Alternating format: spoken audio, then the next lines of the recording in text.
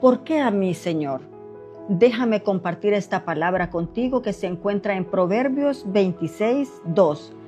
Como el gorrión en su vagar y como la golondrina en su vuelo, así la maldición nunca vendrá sin causa. Este versículo nos enseña una verdad espiritual que es inquebrantable. Nada llega a nuestra vida por casualidad. Cada circunstancia, sea de bendición o sea de juicio, responde a una causa espiritual. Lo malo no se instala en nuestras vidas porque sí. Llega porque existe una infracción espiritual, a veces consciente o a veces inconsciente. Muchos dicen, ¿por qué me pasa eso? ¿Acaso Dios es malo conmigo? Pero la Escritura nos responde, Dios es justo, no es injusto.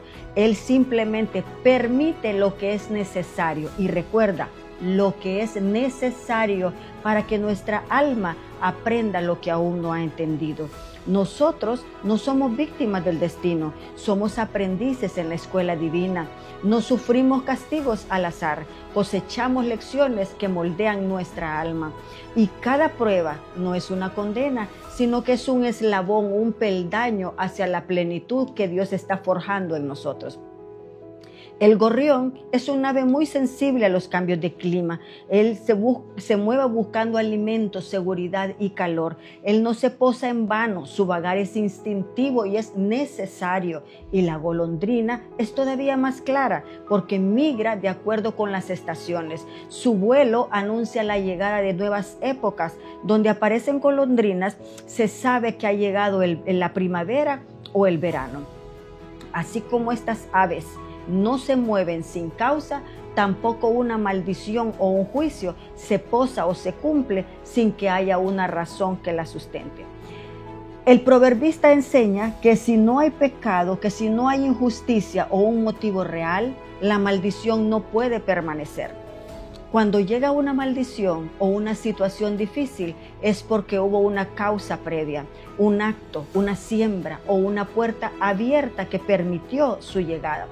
Si llega una maldición o una situación difícil es porque se sembró algo antes y la vida nos trae la cosecha en forma de prueba o de corrección. Es porque existe un motivo detrás, porque nada llega sin raíz.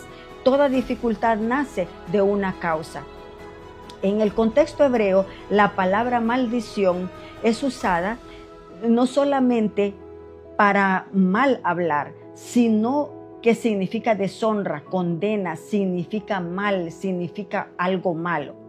La frase no vendrá sin causa significa en vano, significa sin propósito, sin razón. Es decir, que el texto asegura que toda consecuencia tiene una raíz espiritual o moral.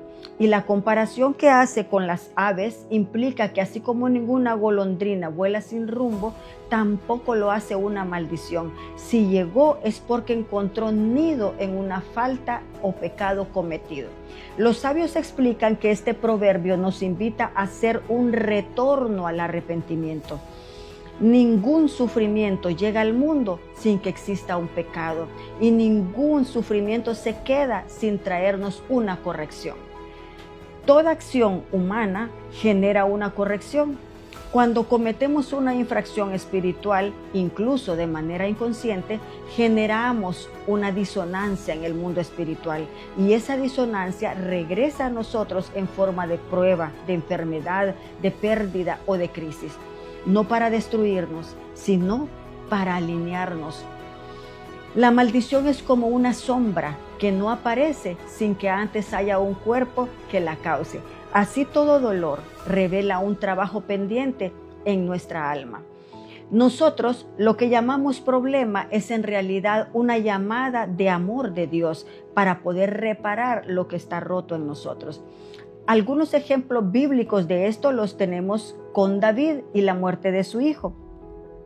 El pecado con Betsabé trajo consecuencias dolorosas. No fue Dios siendo malo, fue la necesidad de que David entendiera el peso de su infracción. La pérdida le enseñó que la vida, la pureza y la santidad son sagradas para Dios.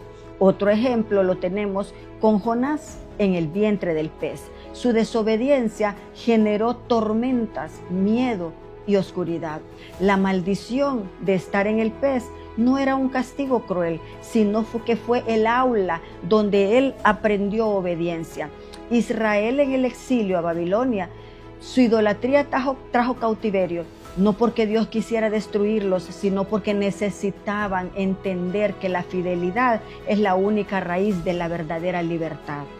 En cada caso, lo malo que vino tenía una causa, y en esa causa había escondida una enseñanza eterna. Por ejemplo, sembrar murmuración o crítica. Si sembramos el hablar mal de otros, juzgar sin amor, destruir reputaciones, cosecharemos ser juzgados con la misma medida, perder la gracia delante de los demás y atraer división a nuestro entorno. Si nosotros sembramos esas reacciones con enojo, guardar rencor, responder con orgullo, vamos a cosechar relaciones rotas, falta de paz interior, puertas cerradas a la bendición. Si sembramos el saber que lo que Dios manda y no hacemos eso, sino lo contrario, vamos a cosechar consecuencias naturales del pecado, pérdida de dirección y protección espiritual.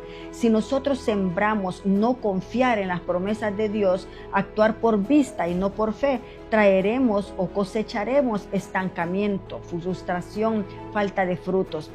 Si nosotros sembramos el declarar, hablar fracaso, hablar enfermedad, miedo, muerte, derrota, cosecharemos ver manifestadas esas mismas realidades, pues la muerte y la vida están en poder de la lengua. Si nosotros sembramos el retener la amargura y los deseos de venganza, vamos a cosechar ataduras espirituales, enfermedades del alma y obstáculos para recibir perdón. Si nosotros sembramos egoísmo, o negarnos a compartir, retener lo que Dios pide, no ser generosos, cosecharemos escasez espiritual y escasez material. Si nosotros sembramos el aprovecharnos de otros, mentir, manipular o ser deshonestos, vamos a cosechar que Dios permita que la misma medida nos alcance a nosotros.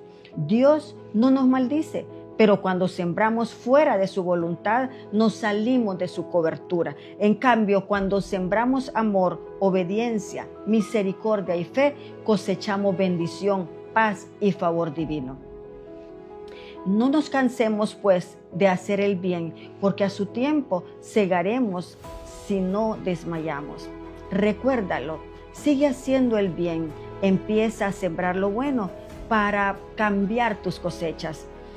Toma responsabilidad, no somos víctimas, cada lágrima tiene sentido, cada pérdida trae enseñanza, cada caída revela un área donde nuestra alma necesita pulirse. Ya no preguntes por qué, pregunta para qué.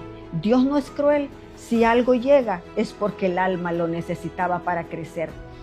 El principio de la siembra y la cosecha. No se dejen engañar, nadie puede burlarse de la justicia de Dios. Siempre se cosecha lo que se siembra. Hagamos reparación espiritual. Empecemos a sembrar lo bueno. Empecemos a sembrar el bien. Si la maldición nunca llega sin causa, la bendición tampoco llegará sin siembra. La clave está en cambiar el patrón. Si lo malo vino por un error, lo bueno vendrá por una obra justa. Si antes sembramos lo malo, hoy sembremos lo bueno. Lo que no se repara con lágrimas, se repara con actos de bien.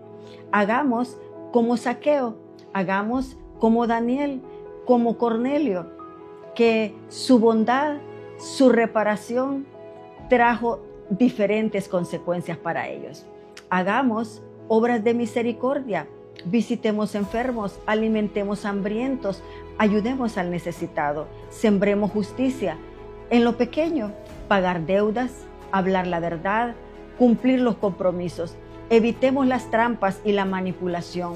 No usemos palabras para engañar. No nos aprovechemos de la ignorancia de otros. No busquemos la ventaja injusta. Grábate esto. Con causa la maldición permanece, pero sin causa la maldición no prospera y hasta se transforma en una bendición. Que el Señor te bendiga.